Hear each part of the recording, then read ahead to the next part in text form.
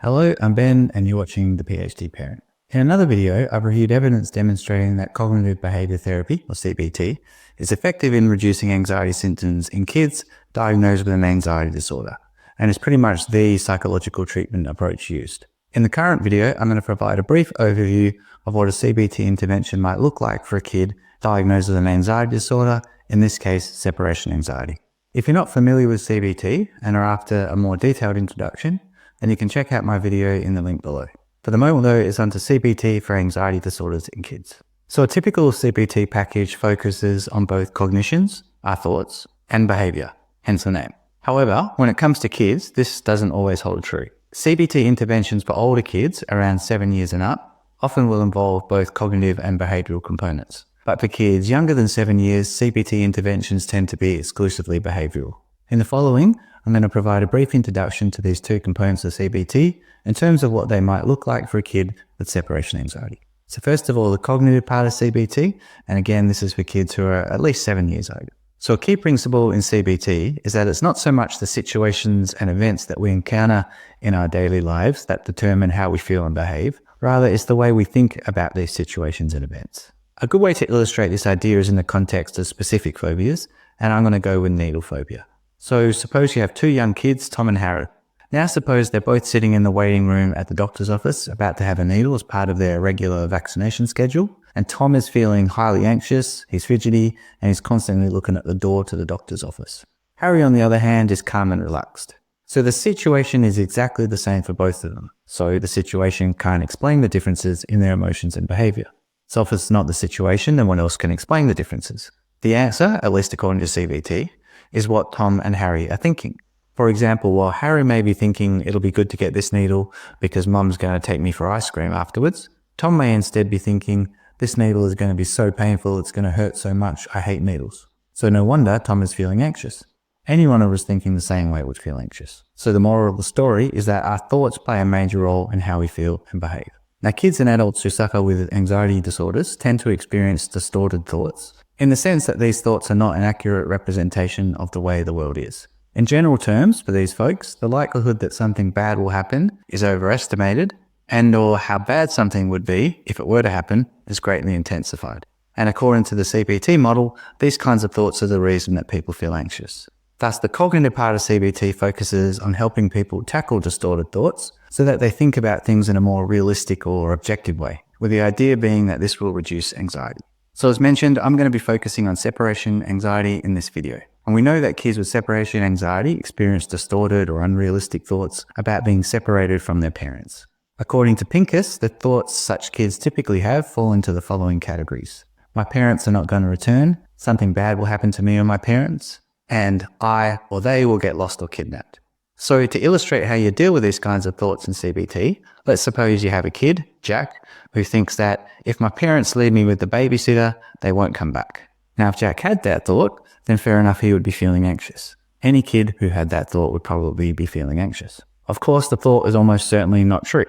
I mean, I suppose there's a remote possibility it could be true. Maybe the parents are going to get hit by a bus or something. Now, one thing to briefly mention is that if you're not someone who's prone to anxiety, then you might quickly recognize that the thought's not true. But even if you are someone who experiences a lot of anxiety, when you hear the thought out loud or see it written down, you can recognize that it's not true. And I've had plenty of clients who have had that experience in session. The issue is that when you're feeling highly anxious and perhaps caught up with the thought running through your head, the truth can sometimes be very difficult to see, which is where the following may come in handy. So in CBT, what you want the child to do is evaluate the truthfulness or validity, accuracy, veracity, whatever term works best, of their thoughts.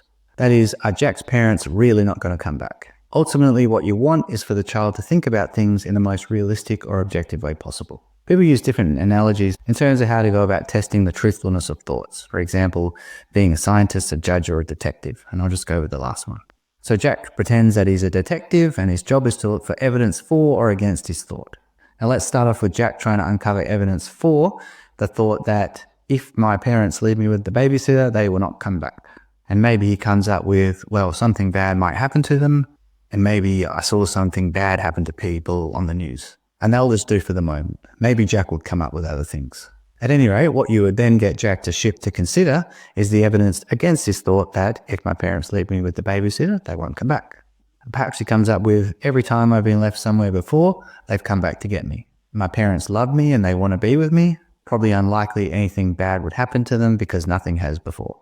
Now, after you've got the evidence for and against the thought, you then get the child to revisit their original thought. That is, considering this evidence, how likely is it that the thought is true?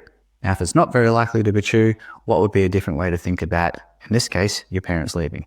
Now, for Jack, hopefully you would end up with something like, if my parents leave me with the babysitter, the chances of them not coming back are really, really low.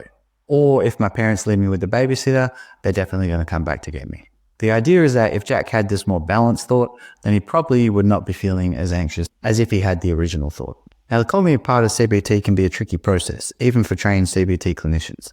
And obviously, there's more to it than I've outlined in this brief example. But while it'll take some practice, just about everyone can get the hang of evaluating their thoughts. Parents and kids alike.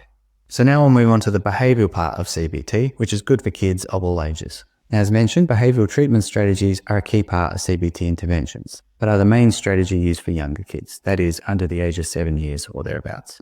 In the context of anxiety disorders, the idea behind the behavioural part of CBT is that anxiety will, at best, be maintained by avoidance of feared situations, but often will end up with anxiety becoming increasingly worse. The reason is that avoidance of feared situations doesn't allow you to learn that a feared outcome is unlikely to happen, not as bad as you're thinking, and or that you are capable of coping with the outcome if it occurred. Thus, the behavioural part of CBT involves graded exposure. Put simply, you want the person to face the feared situation, but you typically don't start with the most feared situation. Although I can remember one study suggesting it doesn't matter where you start. Anyway, instead you usually work your way up, breaking things into smaller steps where each step is a little more anxiety-provoking than the last, until you reach the most feared situation. So in separation anxiety disorder, the problem is that kids avoid being separated from their parent. Thus, what you've got to do is gradually expose the kid to situations in which they're separated from their parent. Now to illustrate, suppose you got Jane, who's 4 years old. Mum works full-time and Dad has been staying home with Jane, but will now be working 2 days a week, with Jane having to stay with her grandparents. Jane is highly anxious about staying with the grandparents. When doing graded exposure, you create an exposure hierarchy. This is basically just a list where at the top is the most feared situation, let's say staying at grandparents for the day, and below this are situations that are like the most feared one, but are less anxiety-provoking versions. Staying at grandparents without parents for the whole day, and then maybe you would have stay at grandparents without parents for the morning, maybe about 4 hours, then staying at grandparents without parents for 2 hours, and so on. Now, I've been a bit lazy in that the only thing I've varied is how long Jane is separated from her parents. Now, it works okay for this example, but sometimes you need to get a bit more creative, depending upon the situation. For example, suppose Jane is struggling a bit. In this instance, you could break the step down a little bit more by having Jane stay with her grandparents for a designated time period, but in one step, her parents stay in the same house, but maybe out of eyesight, and in another, her parents leave the house. At any rate, that's the gist of it. There are some tips on doing exposure in another video, and you can check out the link down below.